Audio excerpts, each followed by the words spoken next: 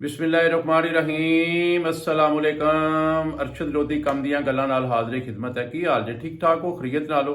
अल्लाह ताला तुहानू खुश रखे, शाद रहो, आबाद रहो। छोटी जी गल बहुत ही छोटी, मतलब तुसी कह लो कि गल नहीं कह सकते, इन्होंने लतीफ़ा ही कह सकते हैं, लेकिन बड़ी प्यारी गल है।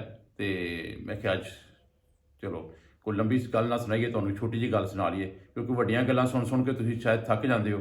तो छोटी गल सुना लीए ताकि तुसी खुश हो जाओ। तो है भी खुश होने वाली गल है अलहमदुलिल्लाह। दादा तो पोता बड़ा प्यार मुहब्बत आपस यार दोस्त जिस तरह होंगे ने, इस तरह जिंदगी गुजार रहे सन। पोता जवान हो गया, शादी के काबिल हो गया जिस वेले, तो जाहिर है वालदैन ने रिश्ता रुश्ता देखा, उसकी शादी तय कर दी। जिसले शादी तय कर दी, दिन शादी के रख लिते गए, तो प्यो तो बेटा बह के ते आपस सलाह मशवरा कर रहे सन। तो पुत्र कह रहा सी कि पापा जी विआह के उत्ते नचन वालियां नूं बुलाना। प्यो कहते हो खुदा का खौफ खा, तू खुदा का खौफ खा, कोई नेक काम कर, तू ये किहड़े कामां च पै गया? नचन वाली कोई नहीं बुलाना, फलाना फलाना आलम है उन्होंने बुलाना तो नात खानी करवानी। वो बच्चा नचन वालियां बुलाने दे जिद सी, ते प्यो जिहड़ा सी वो नात खानी कराने ते जिद सी कि फलाने आलम नूं बुलाना है। तो उन्नी देर तक दादा साहब जिहड़े ने वो आ गए, तो उन्हें उच्ची आवाज़ ने कहा, ओए की गल है, की रौला पाया जे? तो वह जो पोता सी वो नस के जनाब दादे के नाल जनाब जाके गले मिलिया।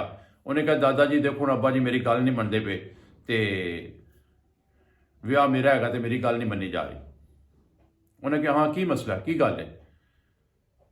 तो वो जिहड़े बेटे का बाप सी, वो बजुर्गों का बच्चा, वो कहने लगा, अब्बा जी देखो ये बेवकूफ आदमी है, इन्हों मैं कहना पाया कि विआह तो फलाना फलाना आलम जिहड़ा उन्होंने बुलावांगे, नात खानी करावांगे, तो ये कह रहा कि नहीं जी नचन वालियां बुलानियां ने। वो दादा कहता, अच्छा चलो बह जाओ करने गल। उन्हें दोवां नूं बिठा लिया तो पुछदा है कि बेटा जिहड़ा आलम तुसीं बुलाना चाहते हो ਉਹਦੇ किन्ने पैसे लैने ने? उन्हें पुत्र ने कहा कि अब्बा जी वो 1 लाख रुपया लेंदा। उन्हें कहा ठीक है। उन्हें पोते नूं पुछया कि पुत्र जिहड़ियां तूं कहना नचण वालियां बुलांदियां ने वो किन्ने पैसे लैंदियां ने? कहंदा अब्बा जी वो भी दादा जी लाख रुपया ही लैना उन्होंने। दादा कहंदा अच्छा आलम ने भी लख लैना तो नचण वालियां भी लख लैना, फिर तो नचण वालियां ही आउणगियां। उन्हें कहा फिर तो नचण वालियां ही आउणगियां। दोस्तों गल करने का मतलब है कि अज असीं जिहड़े आलमे दीन है उन्हें भी अल्लाह माफ़ करे इस्लाम नूं वेचना शुरू किया है, वो भी लख लख रुपया लेंदे ने।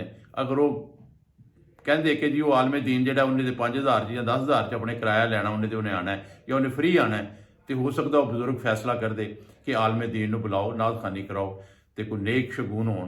लेकिन जो उन्हें पूछा कि एक कंजरी भी लख मंग रही है, तो एक जनाब जी आलमे दीन है वह भी लख मंग रहा है, तो उन्हें फैसला किया कि नचण वालियां आउणगियां। तो गल पसंद आई होए लाइक तो शेयर कर दिओ।